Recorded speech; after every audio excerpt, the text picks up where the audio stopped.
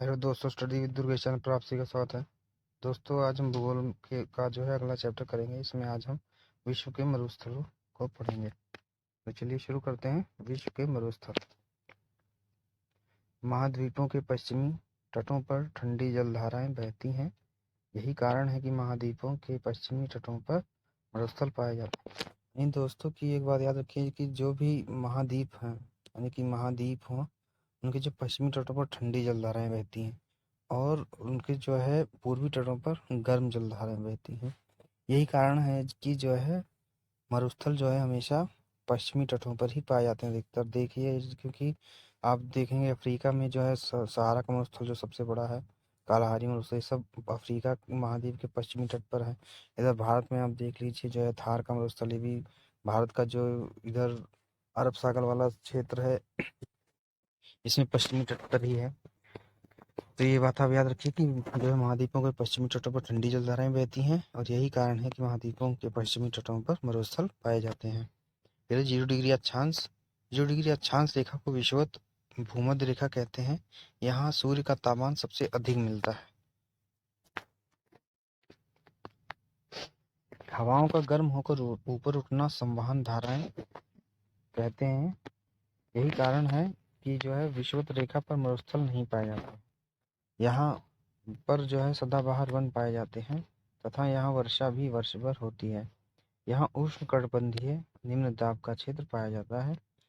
30 degree से 40 degree अक्षांशों उपोष्ण उच्च वायुदाब का क्षेत्र पाया जाता है। उत्तर व दक्षिणी दोनों, यानी कि 30 डिग्री से 40 डिग्री उत्तरी हो या दक्षिणी हो, अक्षांशों के बीच में जो है उपोष्ण उच्च वायुदाब का क्षेत्र पाया जाता है और यहाँ हवाएं जो है नीचे बैठती हैं और यहाँ वर्षा नहीं होती है। इसलिए जो है 30 डिग्री से 40 डिग्री अक्षांशों के महाद्वीपों के भाग आने वाले क्षेत्रों में मरुस्थल कहते हैं, मरुस्थल पाए जाते हैं। महाद्वीपों के जो है पूर्वी तटों पर गर्म जलधारा पाई जाती है।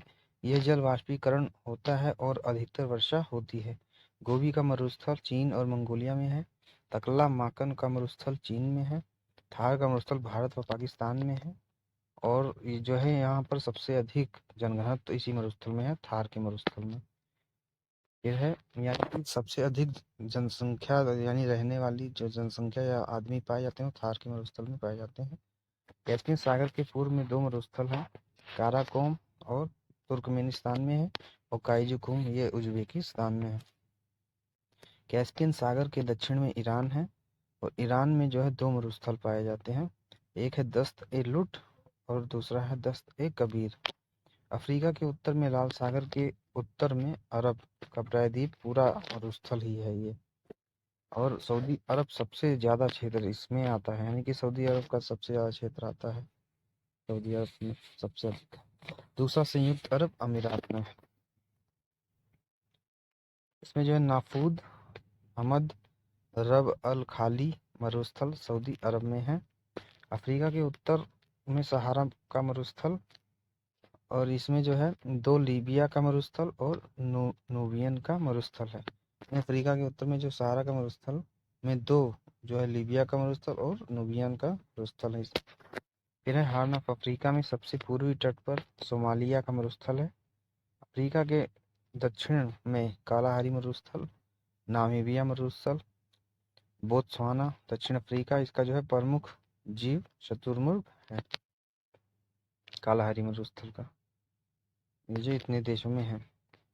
फिर उत्तरी अमेरिका में ग्रेट बेसिन मरुस्थल, ये यूएसए में है। सोनोरन मरुस्थल यूएसए और मैक्सिको में है। दक्षिण अमेरिका महाद्वीप में आटाकामा मरुस्थल उत्तरी चिली में है। आटाकामा मरुस्थल में जो है अरिका स्थल दुनिया का शुष्कतम स्थल है। पेंटागोनिया का मरुस्थल अर्जेंटीना में, यानी कि आप ये भी कह सकते हैं कि अरिका स्थल जो है वो दुनिया का सबसे शुष्कतम स्थल है। यानी दुनिया का सबसे शुष्कतम स्थल क्या है? अरिका है। पेंटागोनिया का मरुस्थल अर्जेंटीना में है।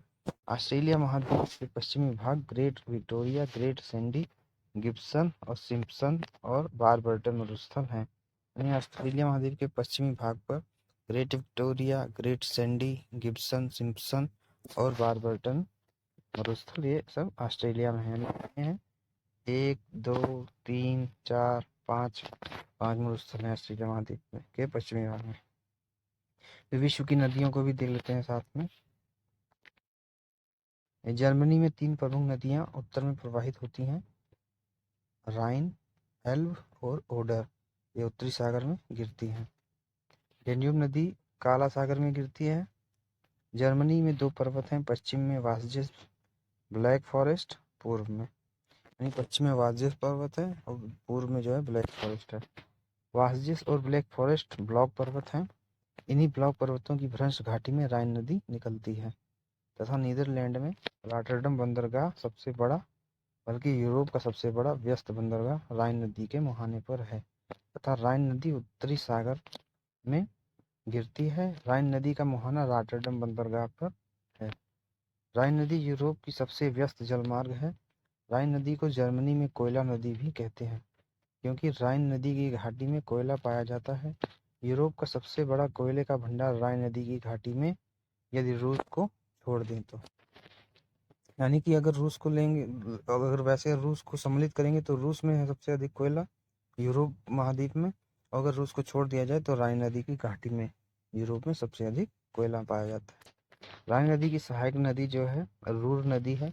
राइन और रूर नदी के बेसिन में कोयला पाया जाता है। रूर प्रदेश को जर्मनी का काला प्रदेश तथा यूरोप का औद्योगिक हृदय प्रदेश कहते हैं। ब्लैक फॉरेस्ट से एक और नदी डेन्यूब नदी निकलती है तथा दक्षिण में बहती है, काला सागर में गिरती है तथा काला सागर में गिरने से पहले यूरोप के 5 देशों की राजधानियों से गुजरती है। जर्मनी में इसके अलावा 2 और प्रमुख नदियां हैं जो सागर तट तक पहुंचती हैं। एक है एल्ब, दूसरी है ओडर। एल्ब के तट पर हैम्बर्ग शहर जर्मनी का है और जर्मनी की राजधानी बर्लिन स्प्री नदी के तट पर है। इसके पूर्व में ओडर नदी है। फ्रांस की राजधानी पेरिस से 3 नदी निकलती है और ये इंग्लिश चैनल में गिरती है। इटली के उत्तर में आल्प्स पर्वत है। आल्प्स पर्वत से पो नदी निकलती है तथा एड्रियाटिक सागर में गिरती है। पो नदी का मैदान लोम्बार्डी का मैदान इटली में, यूरोप में सबसे ज्यादा चावल उत्पादन होता है। इटली की राजधानी रोम है। रोम टाइबर नदी के किनारे है। काला सागर भूमध्य सागर से जुड़ा है, इसलिए काला सागर में 2 नदियां डेन्यूब और डॉन गिरती हैं। डॉन रूस की नदी है, रूस से निकलती है और काला सागर में गिरती है। कैस्पियन सागर में 2 वोल्गा और यूराल नदी हैं। वल्दाई पहाड़ी से वोल्गा नदी व यूराल पर्वत से यूराल नदी निकलकर कैस्पियन सागर में गिरती हैं। वोल्गा नदी यूरोप की सबसे लंबी नदी है। इसके तट पर रूस का वोल्गोग्राद शहर है। वोल्गा नदी जो है घाटी में, वोल्गा नदी की घाटी में रूस में पेट्रोलियम तेल पाया जाता है। यूरोप में रूस में पेट्रोलियम पाया जाता है। वोल्गोग्राद नदी घाटी में तेल पाया जाता है तथा वोल्गोग्राद में रिफाइनरी है। एशिया की ज़्यादातर जो नदियां हैं पूर्वी और उत्तरी क्षेत्र में पाई जाती हैं। रूस में जो है उत्तर से दक्षिण में यूराल पर्वत के पूर्व में रूस का जो भाग है वो एशिया महाद्वीप में आता है। साइबेरिया जो क्षेत्र है इसमें जो है 3 नदियां ओब, येंसी, लीना आर्कटिक महासागर में गिरती है। यूरोप का पूर्वी भाग जो है वो साइबेरिया में स्थित है, यानी साइबेरिया कहलाता है। और बर्खियोयांस्क दुनिया का सबसे ठंडा स्थल जो है, इसे पृथ्वी का शीत महाद्वीप भी कहते हैं। फिर है मंगोलिया से जो है, मंगोलिया से नदी आमुर नदी निकलती है और रूस एवं चीन की सीमा बनाती है। हिमालय के उत्तर में जो है दुनिया का सबसे बड़ा व ऊंचा पठार तिब्बत का पठार है। तिब्बत से 4 नदियां, एक है हांगहो, दूसरी यांगत्से कियांग, तीसरी है मिकांग, चौथी है साल्विन निकलती हैं। फिर है हांगहो यांगत्से कियांग और पूर्व की ओर बहकर पीला सागर में गिरती है और यह चीन की नदियां हैं। फिर है मिकांग और साल्विन नदी जो है दक्षिण पूर्वी एशिया की नदियां हैं। दक्षिण पूर्वी एशिया में Myanmar, Thailand, Laos, Cambodia, Vietnam पश्चिम से पूर्व की ओर में बहती है। फिर हांगो नदी बोहाई की खाड़ी में गिरती है, इसे पीली नदी कहते हैं कारण चीन में जो है लोएस के मैदान से गुजरती है। हांगो नदी में पीली मिट्टी पाई जाती है, ये पीला सागर में गिरती है। फांगू नदी के दक्षिण में यांगसी नदी तिब्बत के पठार से निकलती है और पीला सागर में गिरती है। बोहाई की खाड़ी पीला सागर का ही भाग है।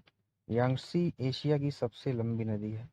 तिब्बत के पठार से मिकांग नदी निकलती है तथा चीन में बहकर दक्षिण पूर्वी एशिया 5 देशों से होकर गुजरती है। ये देश देश के नाम हैं म्यांमार, थाईलैंड, कंबोडिया, लाओस और वियतनाम। दक्षिण पूर्व एशिया की सबसे लंबी नदी मिकांग नदी को यानी मिकांग नदी है और इसको जो है तथा इसे दक्षिण पूर्व एशिया की गंगा भी कहते हैं। यानी मिकांग नदी को दक्षिण पूर्व एशिया की गंगा भी कहते हैं। अगर कोई पूछे कि दक्षिण पूर्व एशिया की गंगा किसे कहते हैं, कौन सी नदी को कहते हैं, तो वो मिकांग नदी है। यह दक्षिण चीन सागर के तट पर जो है देश वियतनाम है। एक मिकांग नदी दक्षिण चीन सागर में गिरती है। यह साल्विन नदी तिब्बत के पठार से निकलकर चीन और म्यांमार से बहते हुए मर्दबान की खाड़ी में गिरती है। मलेशिया के पश्चिम में सकरा जल क्षेत्र है। फिर इधर साल्विन व इरावती नदियां मर्दबान की खाड़ी में गिरती हैं। इरावती नदी म्यांमार की जीवन रेखा है। इरावती नदी म्यांमार की पूरी तरह की नदी है, यानी पूरी तरह से म्यांमार की नदी है। और इरावती नदी के मुहाने पर यंगून यानी यंगून बंदरगाह ये जो म्यांमार का है। यह इरावती नदी अराकान योमा पर्वत से निकलती है और उत्तराखंड फिर जो है उत्तराखंड का देखते हैं। उत्तराखंड के गंगोत्री हिमनद से निकलती है और जो है गंगा नदी का ये है और जो है बांग्लादेश में जमुना और गंगा की संयुक्त धारा पद्मा नदी कहते हैं। फिर मणिपुर से मेघना नदी निकलती है। पद्मा नदी और मेघना नदी की संयुक्त धारा मेघना नदी बंगाल की खाड़ी में गिरती है। फिर माही नदी कर्क रेखा को 2 बार राजस्थान में काटती है। फिर है महावेरी गंगा नदी श्रीलंका की नदी है। दोस्तों ये रहा हमारा वीडियो कैसा लगा आप लोग जो है कमेंट सेक्शन में ज़रूर बताएं और आप लोगों का बहुत ही सपोर्ट मिलता है, ऐसे ही सपोर्ट बनाए रखें। ये आपका ही चैनल है और इसको क्या करना है ये आप लोग अच्छी तरह जानते हैं और जो है इसको आगे बढ़ाएंगे तो आपका नाम होगा और नहीं बढ़ाएंगे तो भी आपका ही नाम होगा। तो दोस्तों हमारी मेहनत में कोई कसर नहीं हम छोड़ते हैं और अच्छे से अच्छा कंटेंट आपको उपलब्ध कराते हैं। तो इसलिए जो है इस चैनल को आगे बढ़ाइए, चैनल को सब्सक्राइब करें और दूसरों को भी कराएं। वीडियो को शेयर करें, लाइक करें, कमेंट करें और वीडियो कैसा लगा ये ज़रूर से ज़रूर कमेंट करें। तो जय हिंद, जय भारत, धन्यवाद।